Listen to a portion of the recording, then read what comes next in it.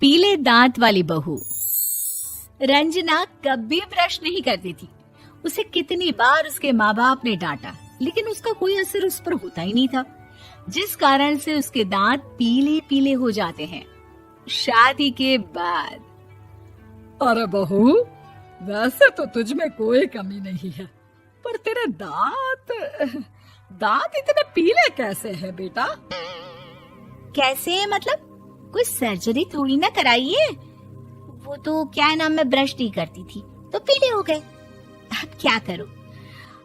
आप कहें तो लाल करवा लूं या फिर काले? यार ये क्या है, क्यों माँ से लड़ रही हो? लड़ रही हूँ? अरे मैं लड़ रही हूँ या ये बोल रही है कि दांत पीले हैं, पीले। अरे तपस्या थोड़ी ना की है इन्हें पीले करने के लिए। बकायदा ब्रश नहीं किया है 20 साल तक, तब जाकर। छी, कैसी बात कर रही हो? ये उस वक्त तो पीले नहीं थे जब हम लोग तुम्हें देखने आए थे। अरे तब साफ करवा लिया होगा डेंटिस्ट के पास जाकर। अब देखो कैसे पीले पीले लग रहे हैं। रंजना सास की तरफ गुस्से से देखती है। फिर शुरू हो गई पीले पीले पीले। अरे पीले तो तब भी थे जब मेरे हाथ का रसगुल्ला उड़ा उड़ा कर खा रही थी और बोल रही थी, लड़की नहीं गुणों का खजाना दे रहे भाई साहब आप। खैर, अब वो लोग करते भी तो क्या करते, पीले दांत वाली बहू पल्ले पड़ी थी तो झेलना तो था ही। एक दिन कीर्तन में रंजना गाना गा रही थी। अरे कमला बहन, माँ का द्वार है, यहाँ तो सब शुद्ध होकर आते हैं, फिर अपनी बहू को ब्रश भी नहीं करवाती तुम। दूर से पीले पीले दांत भक्ति में बाधा उत्पन्न कर रहे हैं। अरे कोई 2 साल की बच्ची थोड़ी ना लेकर आई हूँ मैं बहू बनाकर। अच्छी खासी लड़की है, अरे कैसे करवाऊं ब्रश? ये तो उसे खुद करना चाहिए ना। अब माँ बाप तो इसके जैसे तैसे निपटा दिए, ये नहीं सोचा कि सास कैसे संभालेगी। सास बहू को लेकर घर आ जाती है, लेकिन सोच लेती है कि अब इसे लेकर कहीं नहीं जाएगी। अगले रोज बहू कहती है, अरे क्या हो गया, मंदिर नहीं जाना क्या? कीर्तन का वक्त हो रहा है। मेरी मधुर वाणी से कान्हा जी जागते हैं और सोते हैं। आप तो जानती है ना उनकी भक्ति में कितना मन लगता है मेरा। वो क्या है ना, तबीयत ठीक नहीं लग रही है मेरी, आराम करूंगी मैं। तबीयत ठीक नहीं लग रही? अभी तो मिथुन के गाने पर नाच रही थी आप, और अब बोल रही है कि तबीयत ठीक नहीं लग रही। अरे भक्ति में मन लगा लो सासू माँ, ऊपर जाना है, क्या मुंह दिखाओगी आप? हाँ? सास को बहू की बात पर गुस्सा आ जाता है। मैं क्या मुंह दिखाऊंगी, इसकी चिंता तो ना कर, समझी? अपने मुंह की चिंता कर, जो ये पीले पीले दांत लेकर हर जगह पहुंच जाती है। पता है लोग कितना मजाक बनाते हैं। ना जी ना, मैं नहीं जाना कहीं तेरे साथ।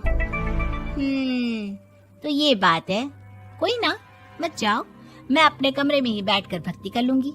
ऊपर वाला दांत थोड़ी ना देखता है, मन देखता है, भावना देखता है। और अरे बस बस, तू सब कुछ दिखा, बस ये सफेद चमकदार दांत ना दिखाना किसी को, है? जा यहाँ से। बहू को सास की बात का कोई फर्क नहीं पड़ता, वो तो जैसी थी वैसी ही रह जाती है। सुबह नहाकर किचन में खाना बनाना, फिर खाना खाना, कीर्तन भजन करना और सो जाना। एक दिन, माँ जी मैं सहेली के घर जा रही हूँ, शाम को लेट आऊंगी।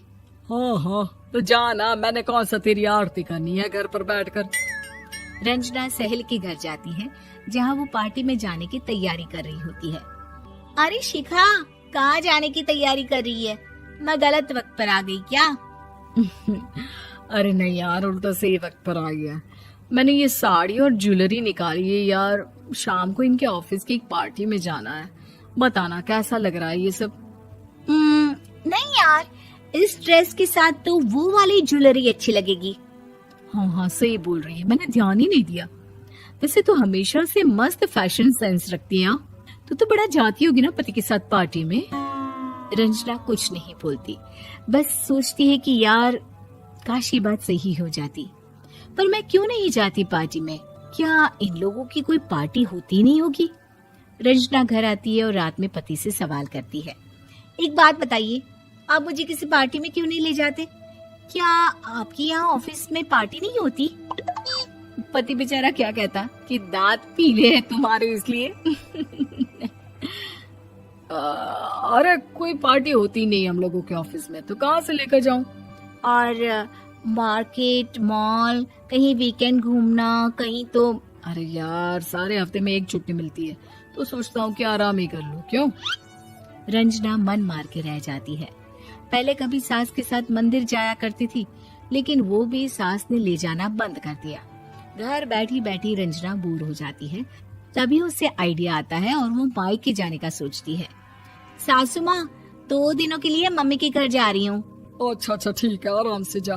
और हाँ, माँ से कुछ अच्छी आदत सीख कर आना कि कैसे शरीर के हर भाग की तरह दांतों की सफाई भी जरूरी होती है, समझी?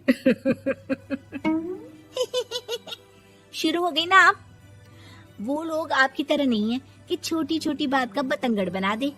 उन लोगों के लिए मैं मायने रखती हूँ, ना कि मेरे पीले पीले दांत। रंजना माँ को बिना बताए उन लोगों को सरप्राइज देती है, लेकिन जैसे ही वो दरवाजे पर पहुंचती है, अंदर देखती है कि घर वाले कहीं जा रहे होते हैं। अब माँ, काश रंजना दीदी के दांतों वाली प्रॉब्लम नहीं होती, तो वो भी हम लोगों के साथ चलती ना बुआ जी की बेटी की शादी में। हाँ बेटा, लेकिन अब उसे कौन समझाए कि उसको उसके पीले दांत नहीं दिखते, लेकिन उसके आसपास के लोगों को कितना एम्बैरेसिंग फील कराते हैं। मुझे तो कितनी बार उसके स्कूल की टीचर ने शिकायत की कि उसके साथ कोई लड़की बैठना भी नहीं चाहती, और ना ही कॉलेज में कोई उससे बात करना चाहता था। लेकिन पता नहीं क्यों उसे ये बात समझ में ही नहीं आती। कोई कमी नहीं है उस लड़की में, बस यही कि दांत पीले हैं। वो तो भला हो जीजा जी और उनकी माँ का, जो दीदी को जैसी है वैसे ही रखा हुआ है। रंजना को अपने घर वालों की बात सुनकर बहुत दुख होता है।